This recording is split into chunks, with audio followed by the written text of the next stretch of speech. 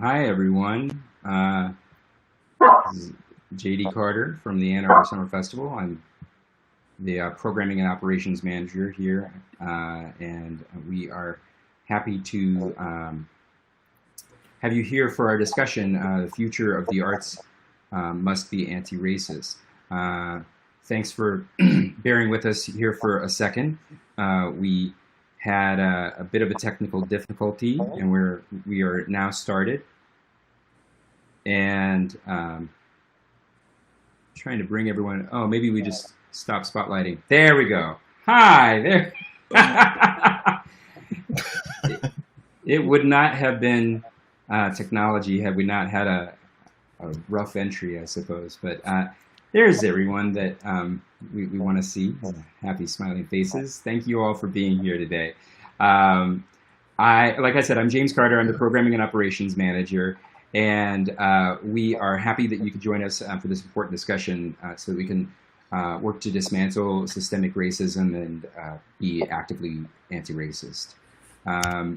So whether it be obviously morbid racism, including blackface, which dates back to the mid-1800s, or the mutation of that racism into appropriation and systems that reward white artists and leaders, racism is embedded in the very fabric of our organizations, institutions, and our country.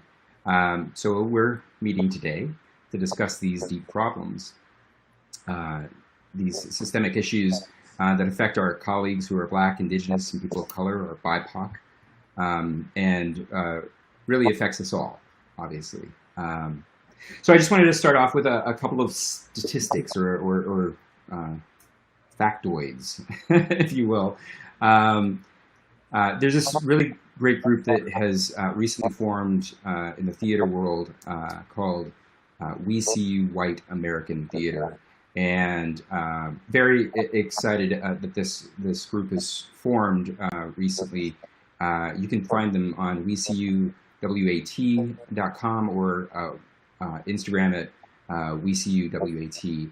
And there's a lot of great stories there, but they're also sharing interesting pieces of information. So these are three pieces that I thought I'd share that are, I'm a theater kid, and so that's where I came from before I came to Ann Arbor, and I was in New York City for years doing theater, and so I'll just share this, but I think it's appropriate and applies across all different aspects of the performing arts and arts institutions in general.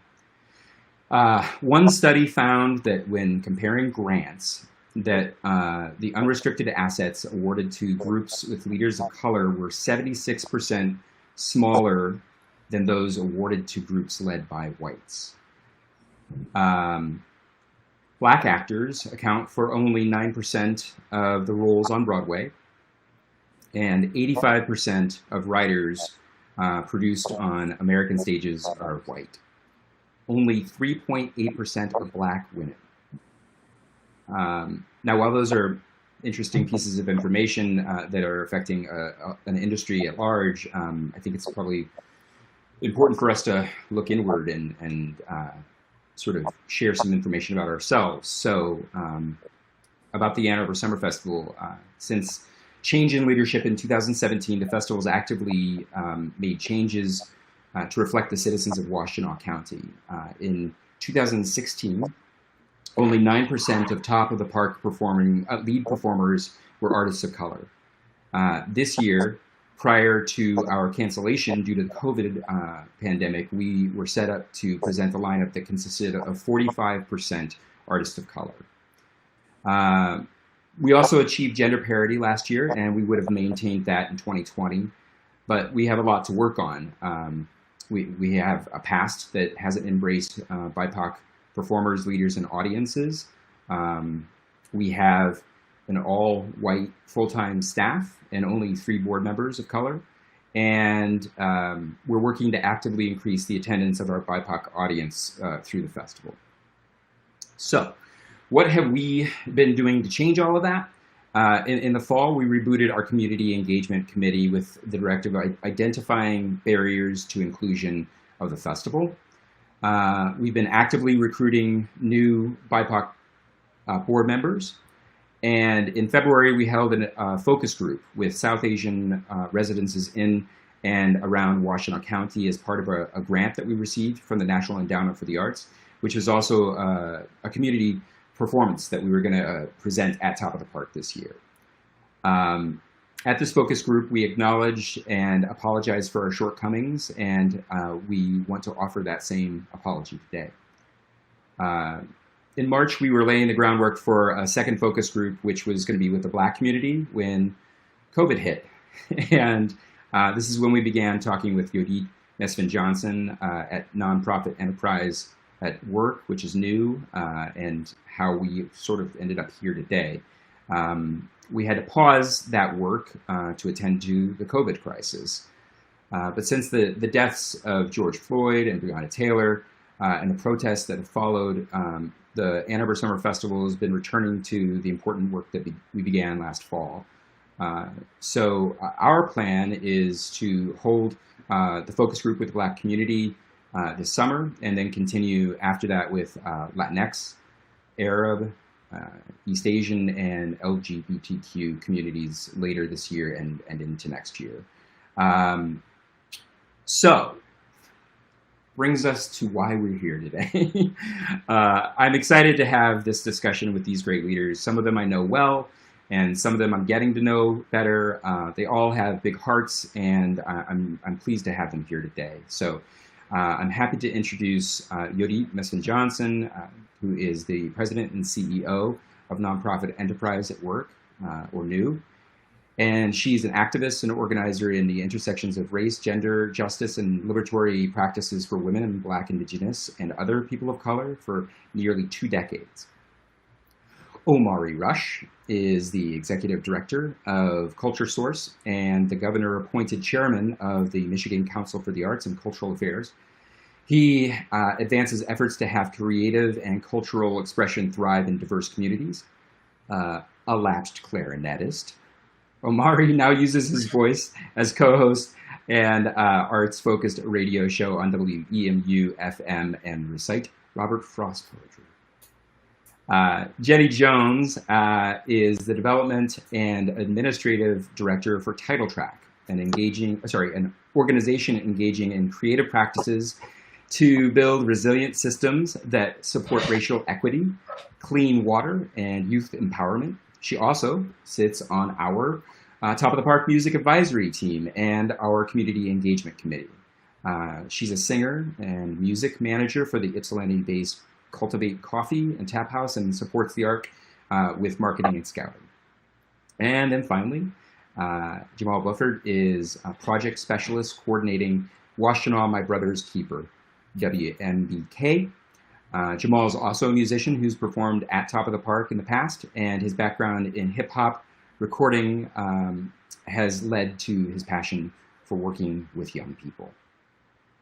And with that, Yodit, it's all yours. Thanks, JP. I'm glad to be with you. And you can hear me all right? And good Yes. to be with Jenny, Omari, and Jamal. This is such an important conversation. I appreciate hosting it. I want to invite those who are with us to be with us, to listen deeply, to embrace the discomfort that comes when so many of us are unskilled in talking about race and racism, to look for learning and to expect opportunity. We have about an hour. I have the pleasure of being able to kind of hold this space with our leaders, our arts leaders, and I wanted to root us in a little bit about what we're talking about, particularly when we're building anti-racism, a word that we've heard a lot lately. Race doesn't biologically exist. How we identify with race is really powerful, and it influences our experiences and it shapes our lives. In a society that privileges white people and whiteness, racist ideas are considered normal throughout media, our social systems and institutions. Those of us who experience watching Hamilton, for example, cognitive dissonance of Alexander Hamilton and that cast of characters, when we know that during those times Black people were enslaved, and while it's powerful for us to see BIPOC folks representing those characters now, we were not actually free at that time. Enslavement, segregation, internment are all in this race system, and these views are justified in unfair treatment and oppression that happens. When we can be led to believe that racism is only about individual mindsets and actions, racist policies also contribute to our polarization. While individual choices are damaging, racist ideas and policy have widespread impact. They threaten equity in our systems, and in our communities. So, to create a society where everyone has a chance to live into their fullest and greatest potential, we have to commit to making unbiased choices and anti-racist practices in every aspect of our life. Being anti-racist, active racism, I'd like to describe it as, if you think about the conveyor belt at the airport, you know, the one that they say, walk on the right, you know, stand on the right and walk on the left. In those instances of standing or walking with the conveyor belt, that is a great analogy of how we move in the system of racism. And it is only, you only disrupt, you turn around on the conveyor belt. And that is the invitation. It is to fight against racism. It takes form in several ways and works most often in tandem with other racist ideas, behavior, and policies. So we have individual racism, interpersonal racism. An example of individual racism is this idea of white. An example of interpersonal racism would be the example of Amy Cooper.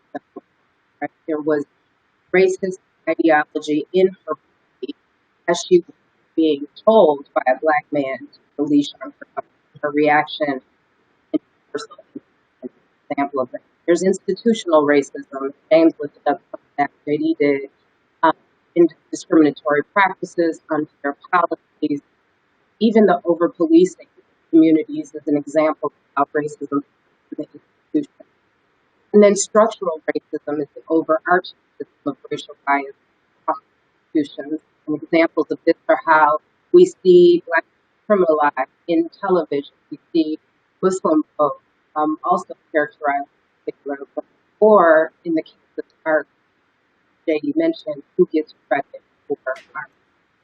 I'll have just share perhaps in our chat box or as a resource later the work of Nicole Hannah-Jones in the 1619 Project. We talked about some of the early music, jingles, the square dancing music that we heard and became accustomed to that was actually rooted in songs of freedom and enslavement of Black people. And so now, as we move into this conversation, hopefully with this footing around these four eyes of oppression, or the three eyes in the individual, interpersonal, institutional, and structural, we know that we have to work at all levels all the time. And so I thought this conversation with our esteemed guest was important. And I really want to begin with Jenny. You've worked in the arts for many years. Our art sector locally and regionally, and also lift yourself as majority white.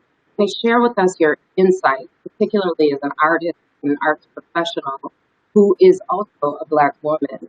What's it been like for you? What would you invite people to think about as they're considering increased diversity? So I just want to make sure that you can all hear me. Yes. Okay, awesome. I wasn't sure how I was going to start this whole thing off, but I wanted to start at least about how I came here, specifically to Ann Arbor. I was actually born in Southfield, moved to Detroit, and I was there throughout kindergarten. And my father made the decision that he didn't want to stay in Detroit anymore, just due to safety and what have you. And he actually made that choice to move us to Ann Arbor. I had this conversation with him last night because I was telling him I was speaking on the panel today. And he was like, I want you to understand something. He was like, I was ready to stay and fight in Detroit for us to be safe and live there. And I kept researching. I kept going through anything that I could think of that would keep us here. I was ready to fight, but then he said, I want my kids to be safe. So he knew that there was a trade-off. He knew that there was going to be something that I would kind of miss out on by being in Detroit, and he moved us to Ann Arbor.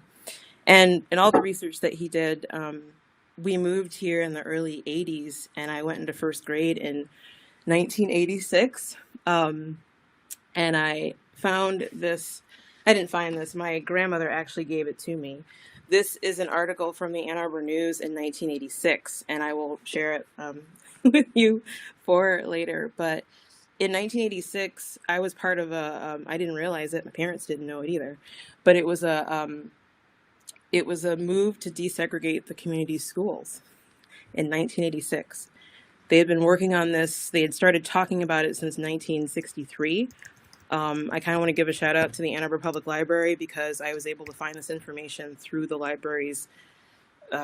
They have scanned so many newspapers from donations over the past. And so I was able to find this timeline. It was absolutely amazing of everything that they had talked about. And by the mid of 1985, they still hadn't figured out something. So in 1986, I was on a bus with my friends from a neighborhood, and this photographer came to the back and just took our picture. We didn't know what it's for. We were just like, we're in the paper. Great. And it wasn't until about 10 years ago, my grandmother gave me this article that she had laminated. It was about a year before she died. And she was like, I think she knew that she was on her way and was giving us all of these different things that, that she had collected for us. And she gave me this article. But I didn't know anything about this until 10 years ago. So kind of my life being in this community has probably been a lot different than other people of color, or maybe not. I mean, I don't know. I was exposed to being in a lot of white spaces and not having a lot of black spaces. I was comfortable around white people because that's the way I'd been since first grade. So it wasn't something that was threatening to me. However, I noticed that I was different. And, looking back on it, and I was always not sure if I was going to share this or not, but I'll share it because it's part of my story. But I remember in elementary school being in the lunch line amongst a bunch of white kids, and I didn't have my friends with me. And I just looked at myself and I looked different, and I was just like, I was uncomfortable. And I just told myself, don't worry, you'll turn into a white person later and it'll be fine. You won't have to stick out anymore. Wow. And I thought that to myself, and that actually kind of like put me in this mindset, like it'll be fine. And I don't know when I stopped believing it. I don't know. But it was something that gave me some comfort because I did not see those differences in my classrooms. I didn't see it, and there were people of color in my school. I mean, don't get me wrong, but it was almost as if I did not know how to respond or talk to them. It was just, I had been inundated in that way. I spoke differently. My hair was straight. I didn't have it in braids when I was in elementary school. In junior high, like some of the black girls pulled my hair because they thought it was a wig because I always had my hair straight. So there were a lot of different things it was a different dynamic for me. When I come into kind of the music frame of it all, in fourth grade, my mother got me into piano lessons. It was something that she did, so she was like, why not have my daughter do it? Met a wonderful teacher in Ypsilanti, and I was her only black student. And she still says to this day, and I'm really glad that she told me last week that I was one of her best students, but music helped me come alive and express myself in a way that nothing else really clicked. And I really, really loved these weird composers. I mean, I loved the Armenian composers. I loved the Russian composers. I loved anything that was not Bach. So I'm sorry if people like Bach. That's just, I'm not there. But I was treated, I felt, equally because it was all about learning the music. And it was all about being able to express that. So that was fourth grade. Fifth grade, I guess the school system mandates that you learn an instrument. So I picked up cello because they were out of flutes. Flute was my first choice. And so I became a cellist. I was a first chair cellist for all of my junior high years, and then first chair cellist in high school. And then there was a lot more competition, but I still felt I still felt like I was part of this crew. Everyone was learning music. Everyone was like at a different point. I didn't have private lessons for cello, but I kept going. I had private lessons for piano. Just so I don't miss a couple points. I really enjoyed my high school and my junior high career, but I still wasn't dwelling in Black spaces. There were certain programs that were geared toward me being around Black students, but it still wasn't something that was comfortable for me because I wasn't dwelling in those Black spaces. So, kind of we're fast forwarding through college. I mean, I kind of put down my cello and piano in college, and I went for guitar because everyone was learning guitar at the time. I took my brother's guitar book for dummies and taught myself guitar, borrowed a guitar from a friend, and I began writing.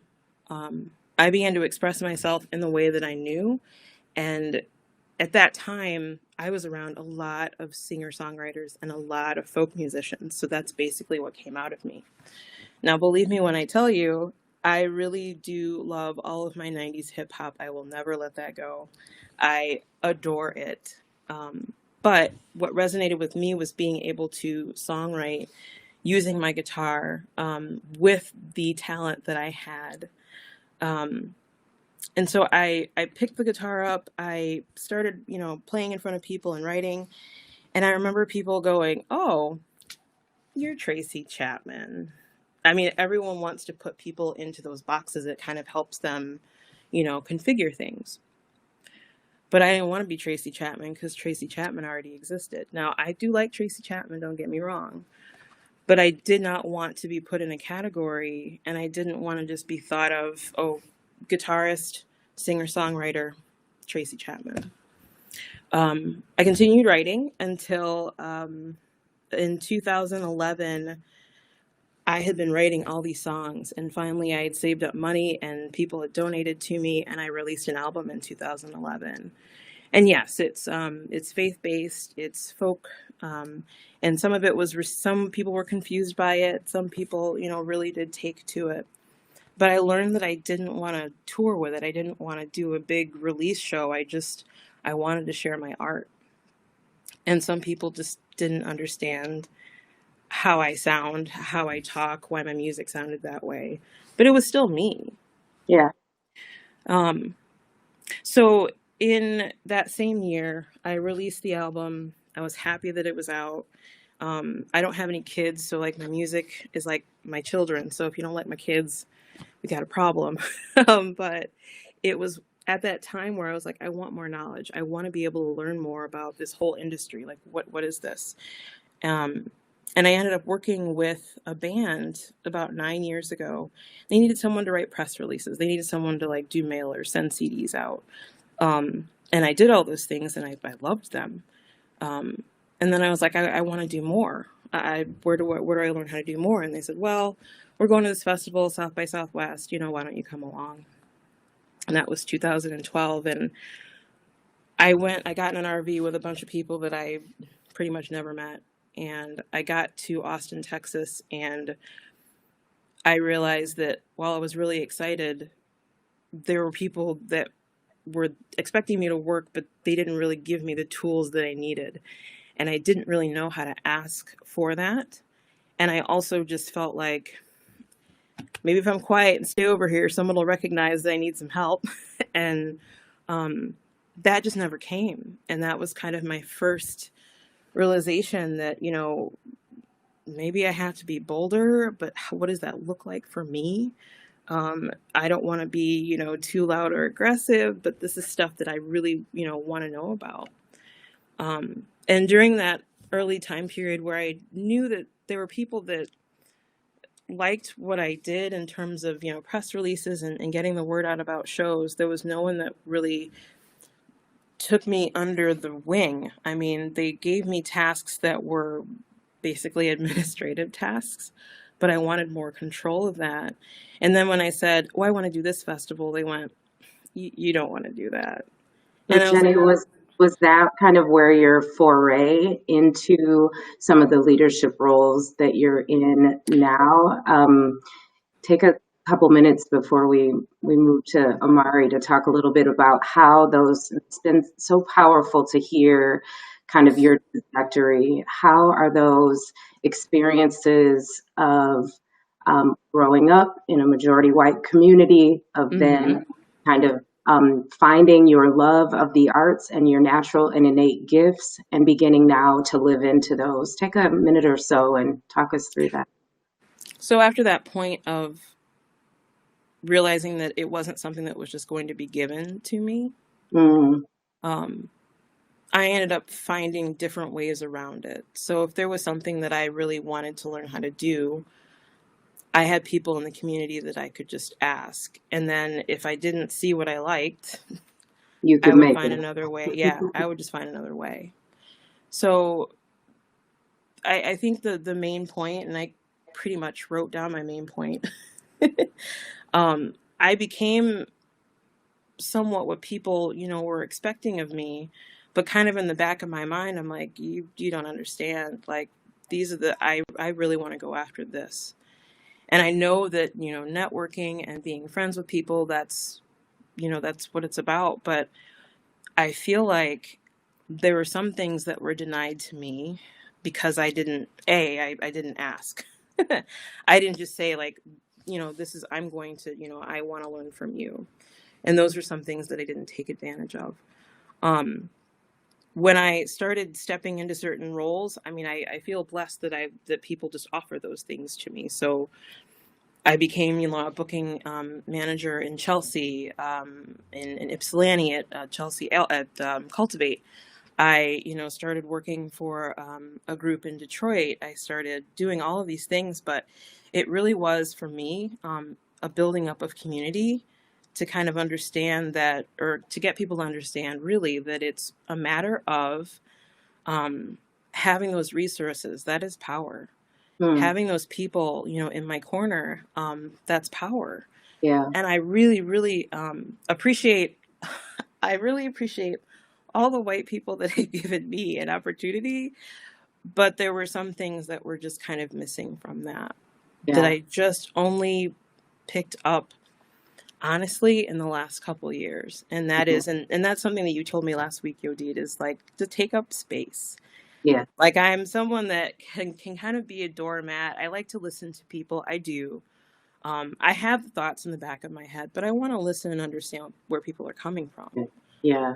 But, in the back of my mind, I'm going to keep taking it. I'm going to For keep you. learning Good and for you. taking it. Good for you. Let me move on. Yeah, absolutely. Let me move on so we get some other voices in, but I really appreciate your courage.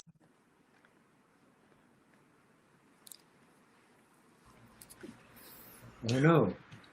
Did we Well, lose? Did we lose we Yodit? did lose Yodit. So Yodit was probably going to, I know that she was going to introduce me because she put together a very thoughtful kind of run of show. So I'll just go ahead and introduce myself.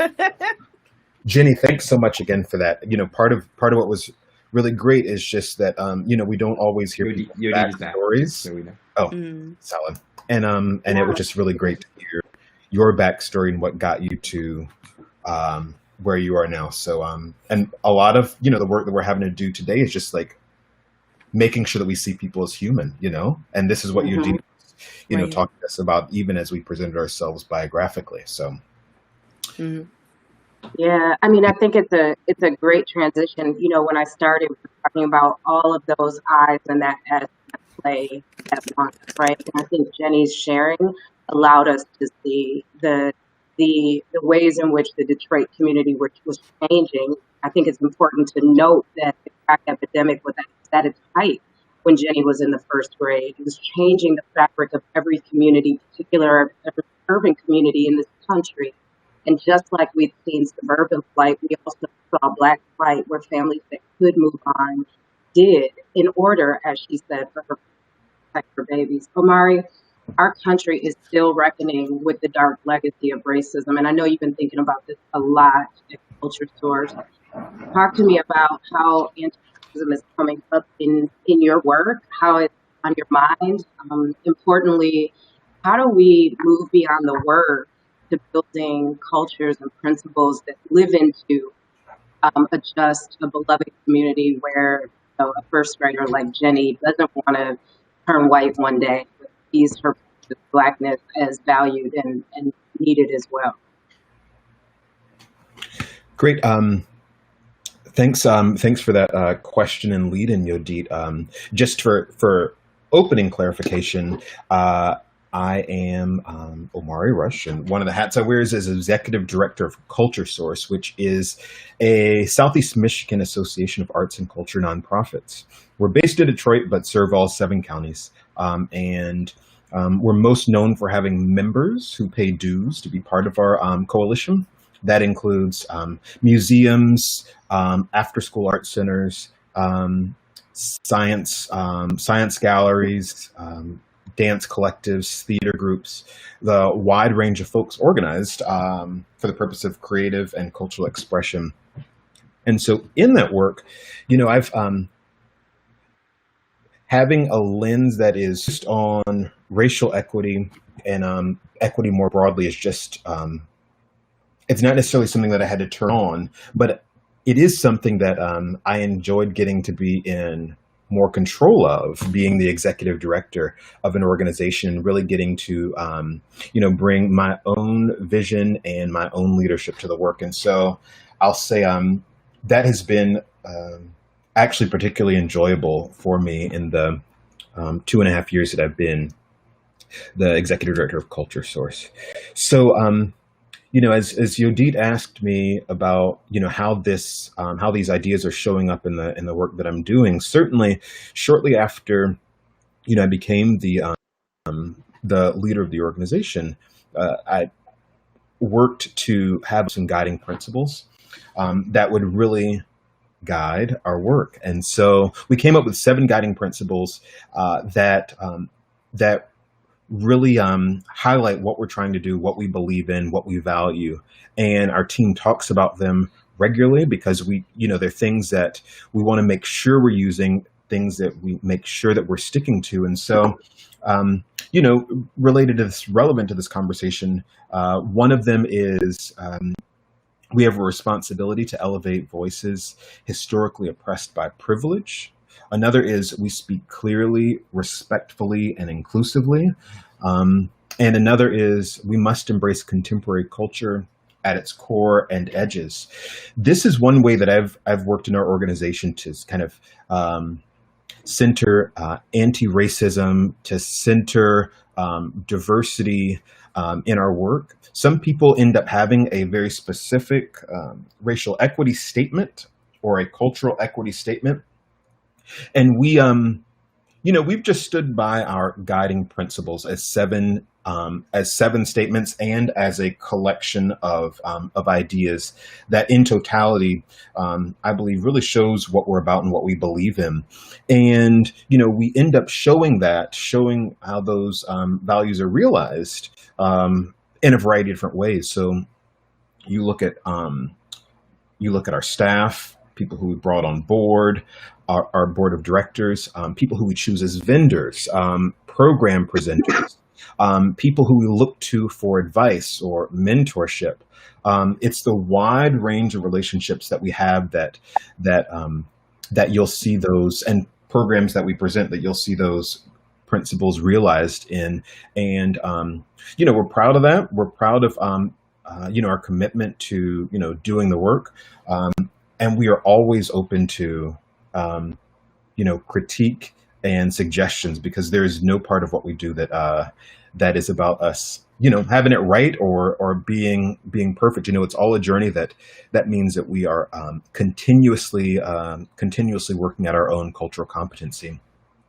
To that end, one of the things that we have done at Culture Source, for instance, related to that guiding principle of we speak clearly, respectfully, and inclusively, is we have a set of tricky words. We just have a whiteboard sheet of paper in the office when we were in an office that had a bunch of words and phrases that we were trying to figure out how we wanted to use, what they meant to us, what they meant to folks broadly in society, and we wanted to make sure that language is cheap to change, cheap to modify. And so why not just exploit that opportunity to just have our words really be out in front of our actions sometimes in a really great way. And so, for instance, one of the words on our tricky word is Latinx. It's like, well, when do we use Latinx? What does Latinx actually mean? Is it like, does it relate to gender, or is it about ethnicity? What should we use Latina if we're talking about a woman? Like, what are we going to do? And it's that kind of investigation and interrogation of the word in itself that really allows our team to have really meaningful, open conversations. And it's not in our organization, it's not necessarily about getting to a right answer, but it's about being open to what it means to question things, what it means to express when you don't know, what it means to really just be kind of open so that we can better connect with our communities, one who might identify as Latinx. And I'll say that part of the reason why we try to go at language is because, there's something about it that has the ability and power to really kind of activate you and kind of create some momentum of action. I will say just very directly, whenever I hear, organizations talking about being anti-racist, I do get there's like a little surge of something in me that's like, ooh, that it's like, it feels very intense and very direct. But that's good. I need to feel something when I hear racism, because racism it's not a light concept or idea. There's lots of pain, there's lots of death, there's lots of suffering that goes along with that. And in order for us to get to a better place, we have to really address that. I personally try to be very thoughtful about how I show up as an ally in a variety of different spaces. And one, being a man, I can be an ally to women. And so I've looked to the movement around kind of gender discrimination, sexual harassment, to see the kinds of things that I can do. One of the things I have found fascinating about that all is the way in which that movement has been given a really cute hashtag, the Metoo Movement, which, I just am still tossing around what it means to call that Me Too and to make it very safe and to kind of obscure what you're really talking about, and what that means for the progress of that movement. So I just think about Me Too and anti-racism. I think about what people, just to go to a very direct place in the world of kind of abortion, think about. They're very clear about language where don't call me, there's like, it's not that I am, that somebody would say that they are pro-abortion. They're pro-choice, I'm changing my language. I'm saying pro-choice, or, it's not that I am anti-abortion. I am pro-life. And, folks in that movement have understood the power of words to create narratives that are what they believe in and what they want to kind of lead with. And so I just say all those things that, again, at work, one of the things that we're doing is just trying to be very thoughtful about our language. It's a little subtle. It's not always the most active, but it's getting us to a good place.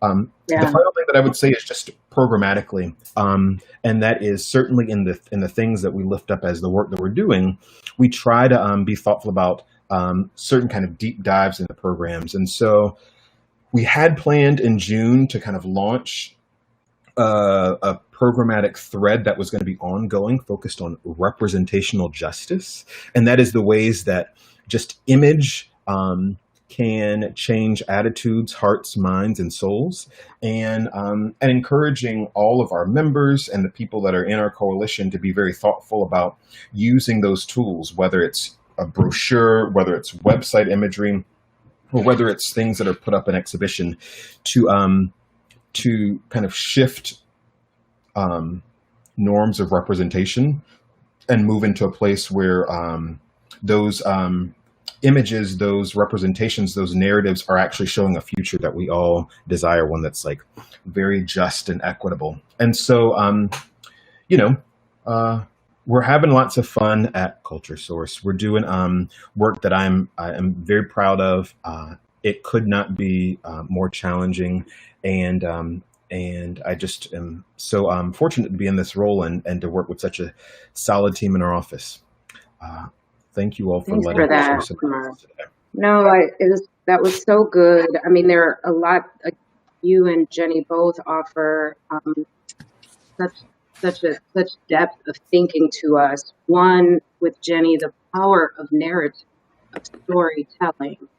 Um, for you, this idea of ways of being in relationship with one another in our organizations that allow us to hold the nuance and complexity of anti-racism work at a time when I think, when we think about some of the attributes of white dominant culture, they include perfectionism and they include this kind of dichotomous thinking. You are this or you're that. You're either anti-racist or you're racist, right? And I think if we've, my experience and what I'm hearing from the two of you is that it really is the meat and the substance is in that nuance and complexity. We lift that up in talking about the language of Latinx, right? And you made me think about a Chicana sister who was like, even when we use Latinx, try to ungender the use of the word Latino, we may also then be doing harm to folks who don't identify with Latin America. Right? And yet, if we don't spend that time in relationship, in narrative, in listening, deep listening, right? And we just move to ease the pain and the sting of our worst fear, particularly for our white brothers and sisters being proven racist, right?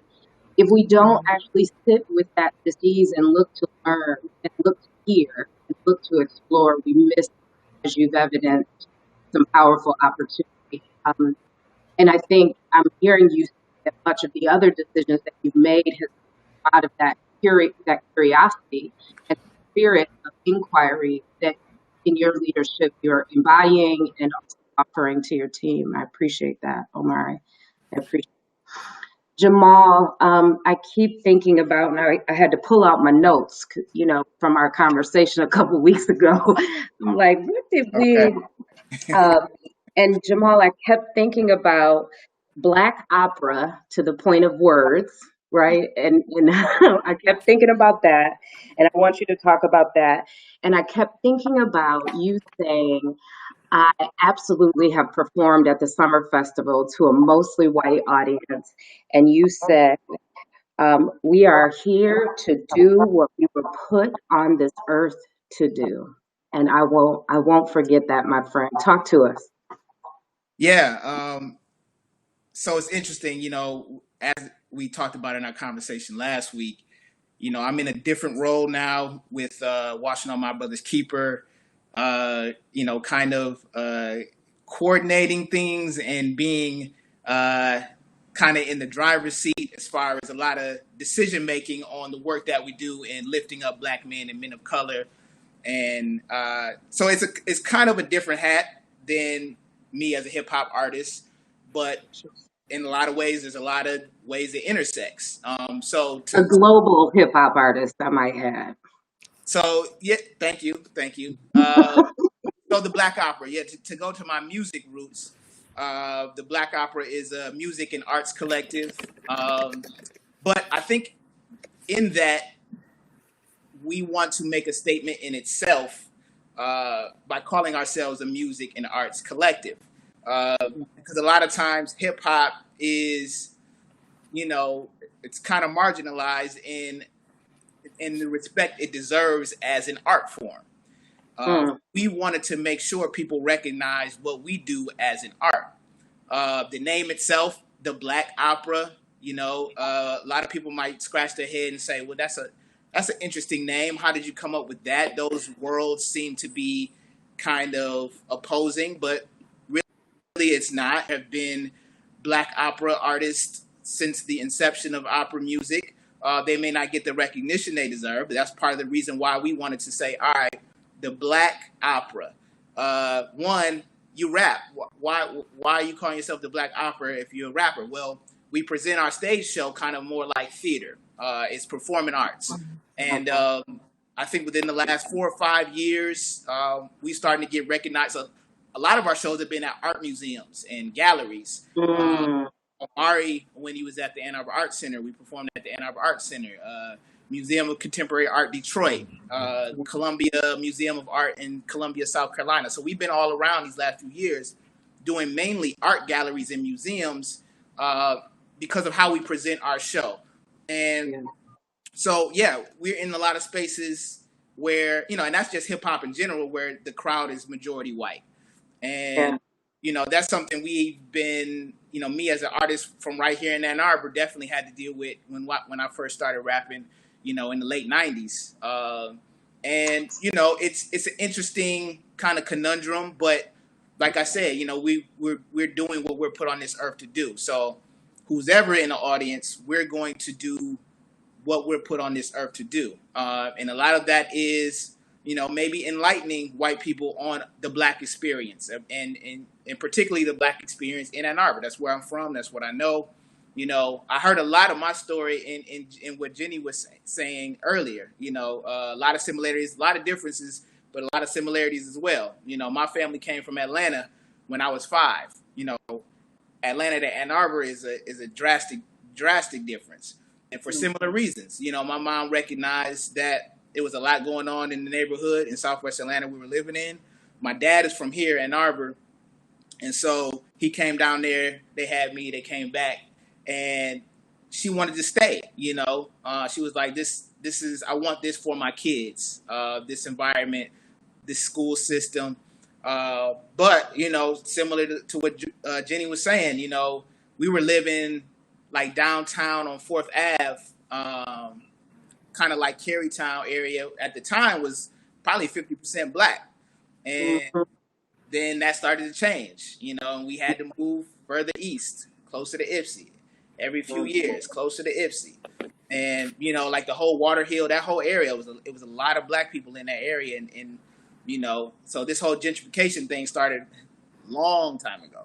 And, you know, so learning that, figuring out how to navigate, you know, being here, you know, I never felt excluded. You know, you know, my story is I felt, you know, I always had, you know, friends of all races and backgrounds, but, you know, my mom, you know, made sure that, you know, I felt comfortable in who I was, and she brought people around who made me feel comfortable in who I was. So, you know, I never felt like an outsider per se being in Ann Arbor, but it still is a different experience, especially if you grow up poor like we did.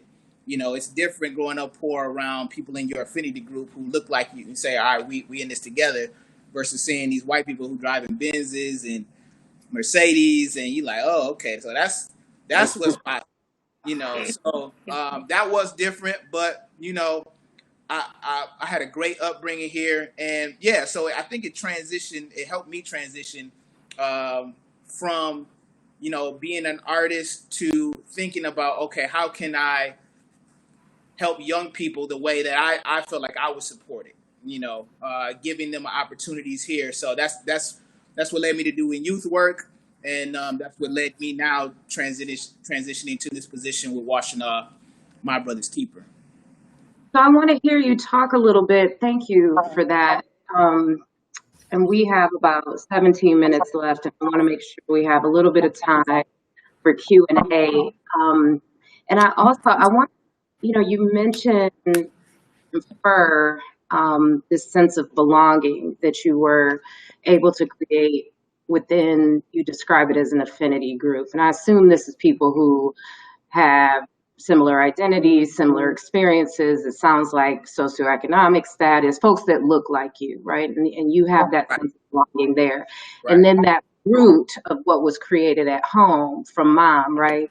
Like value that many, not enough, but many of us get at home, right? You're the best, you're the brightest. Don't worry about what's happening in the world. We got you. But then you move into, you not only are globally recognized artist and musician, you work prior to your leadership at My Brother's Keeper, which sits inside of the Washtenaw Intermediate School District.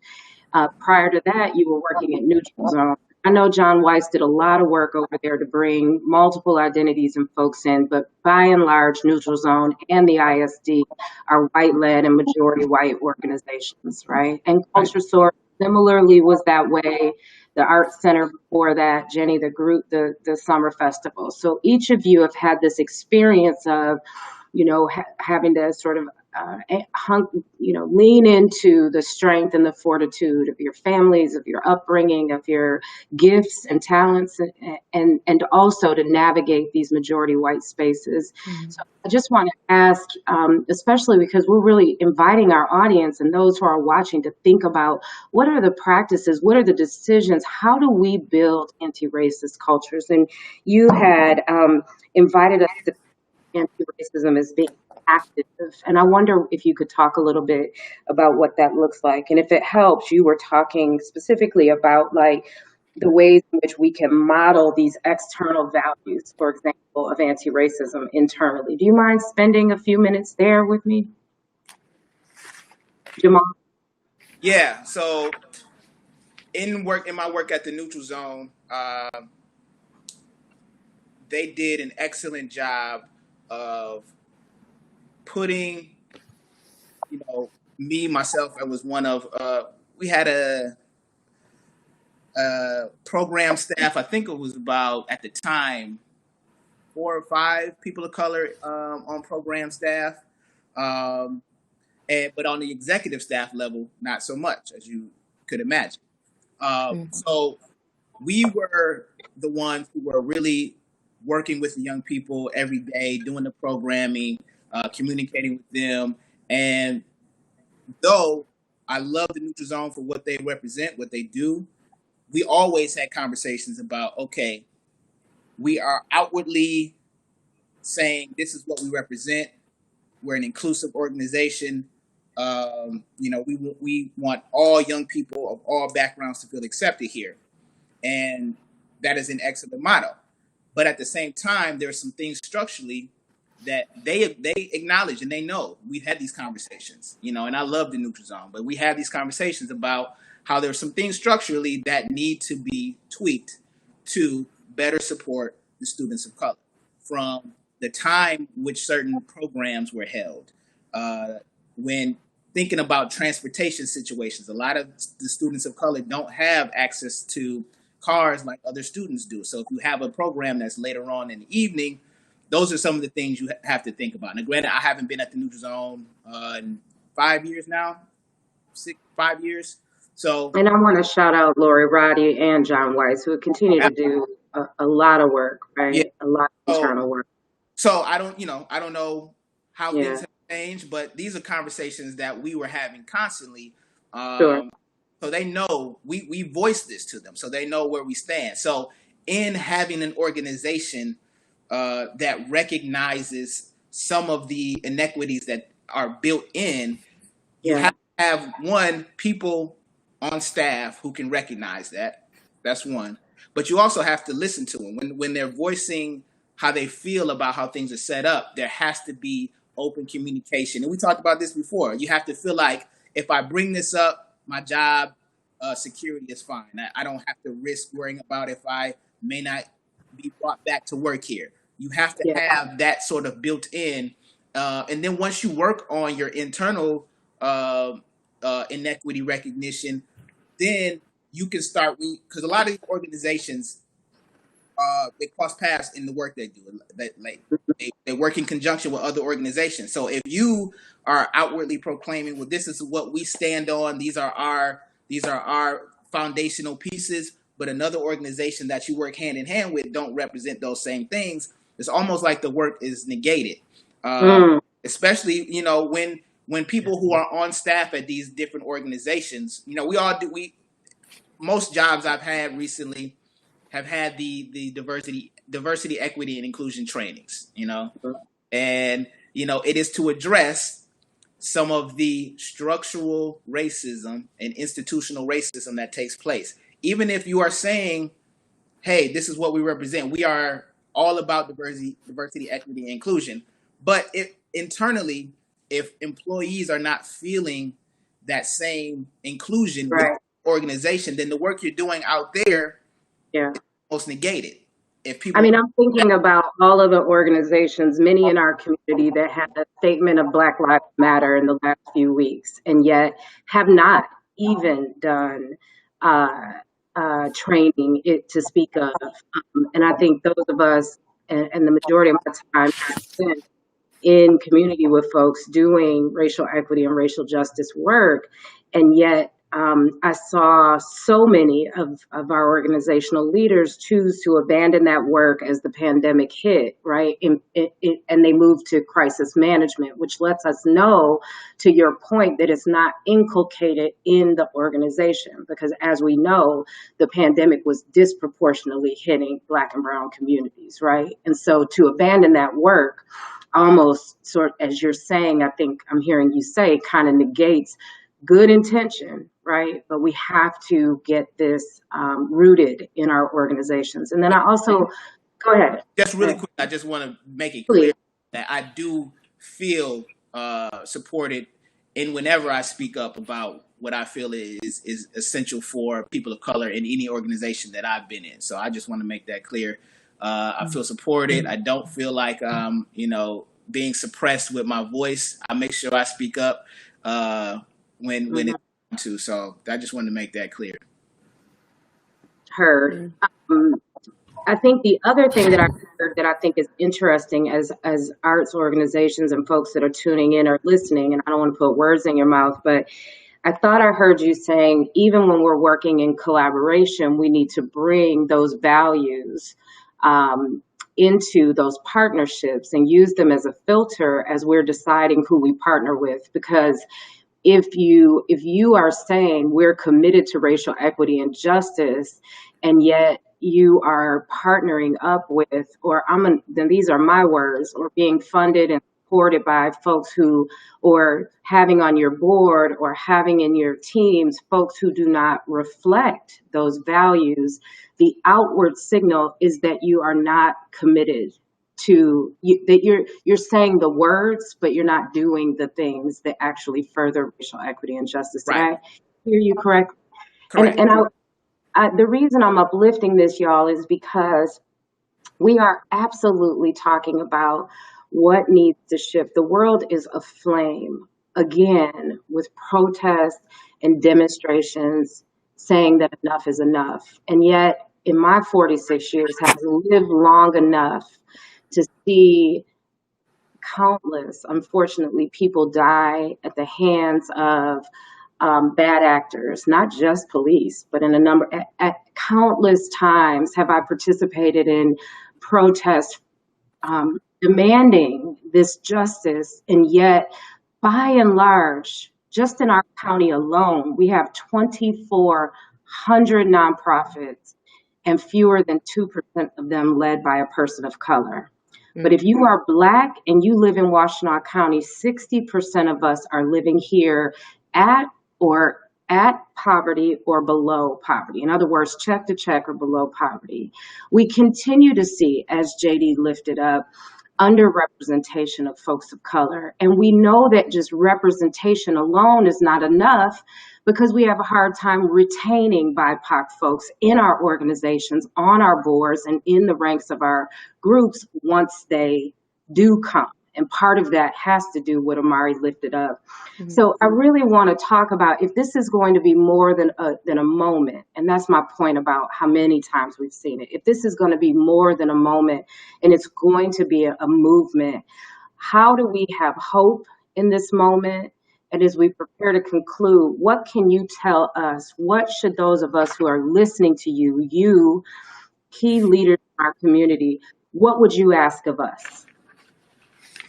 And if folks want to put questions into the chat box as they are quickly guiding us, I can then also offer any questions that you might have. So again, what steps should we be taking as a community collectively to embody what you've shared with us today and to embody the principles, to your point, Omari, of anti-racism, not just the words?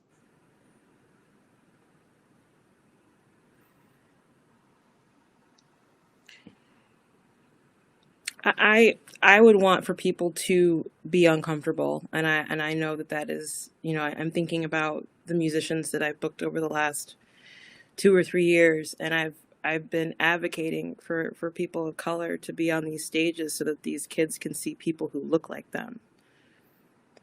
I want people to uncomfortably step into that area of, maybe you don't like that type of music.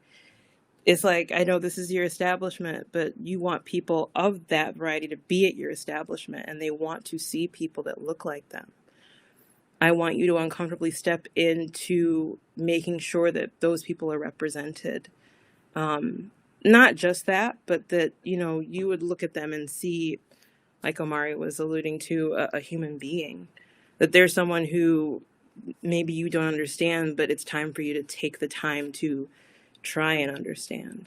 That's been my biggest thing, is having artists that come to the space that don't know the space, and they're very leery about the people, but they have art that they want to share, and then people embrace that. But it took so much to get them there.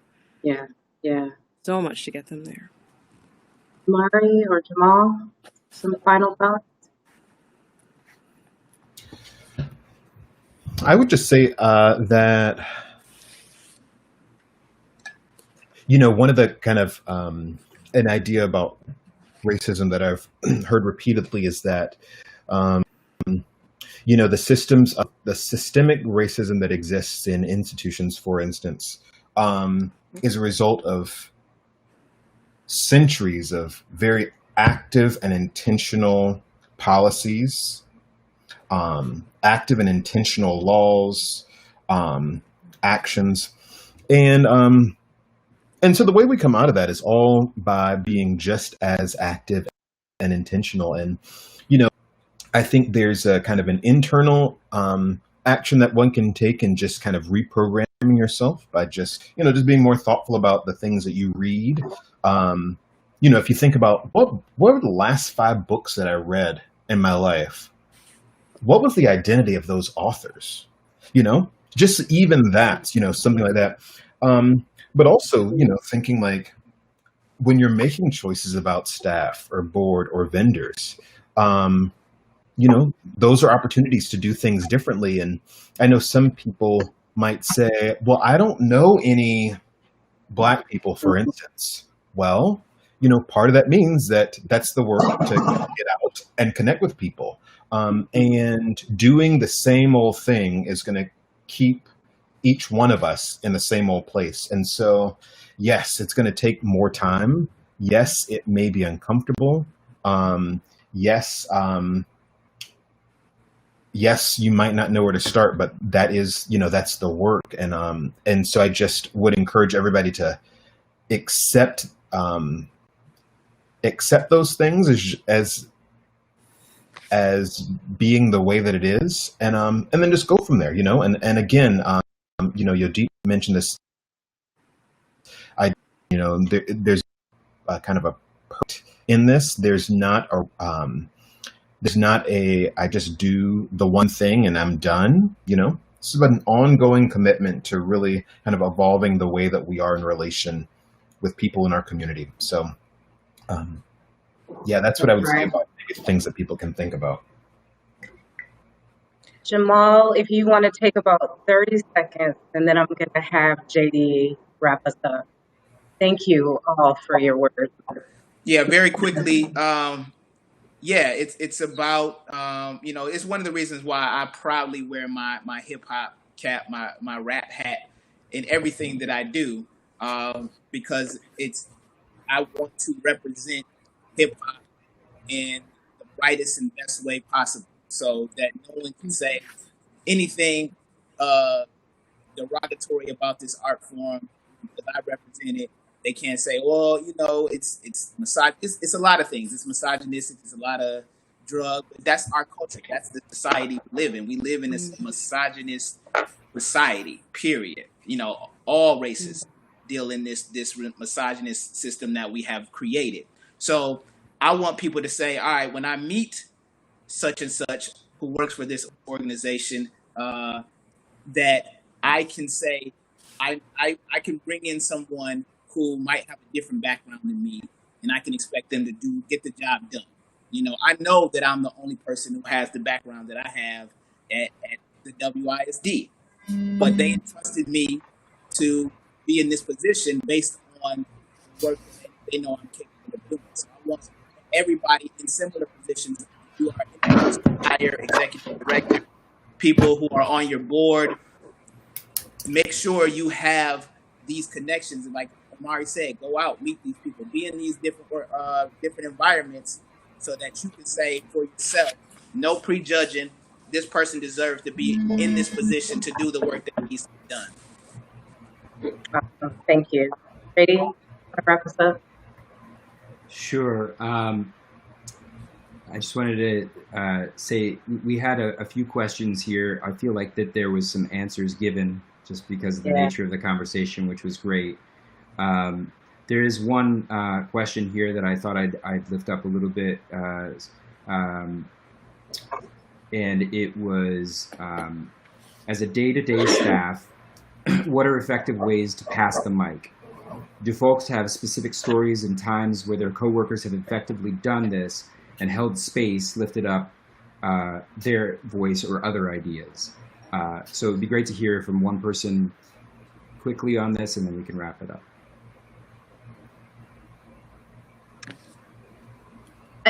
I find that allowing that there's a tension. I'll offer JD that I think there's a tension between asking, especially in majority white organizations, our staff of color to share their experiences. That can be really vulnerable and really alienating. I think that what is helpful and has been helpful for me is when I have seen someone take time to get curious, to get inquisitive, to investigate for themselves, and that we can have a conversation where we are interrogating that particular piece or that body of work or that video or what have you, as opposed to me having to tell my story in front of 15 white people, right? And so I think one of the specific steps that we can take is to bring, as an example, a staff of mine brought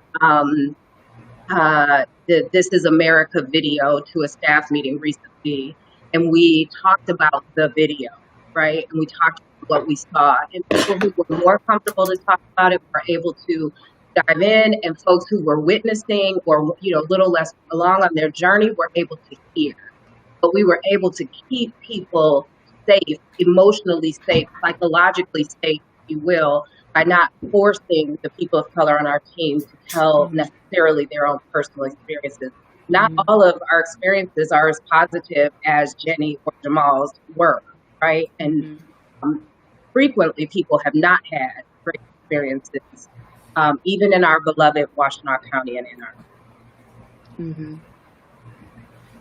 And on that, I'll just say there was one more question.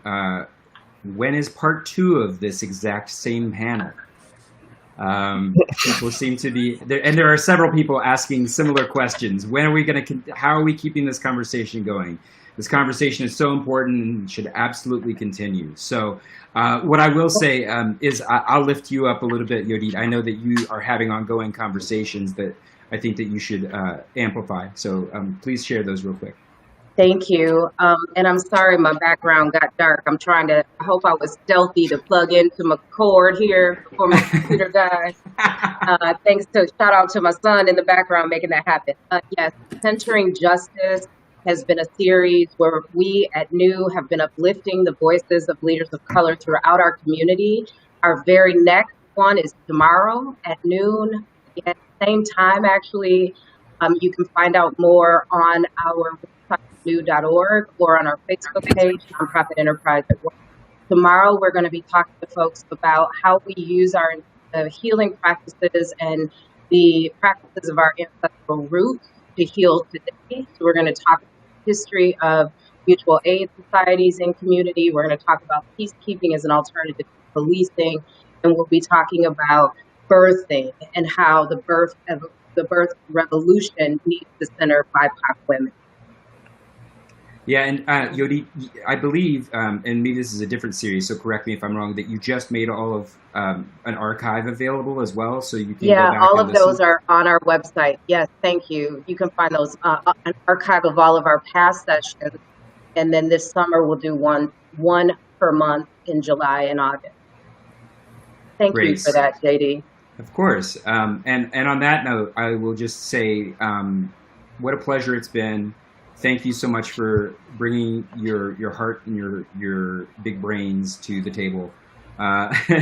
It's always a pleasure, and I look forward to more conversations in the future with all of you. So have a great day, y'all. Thanks, everyone.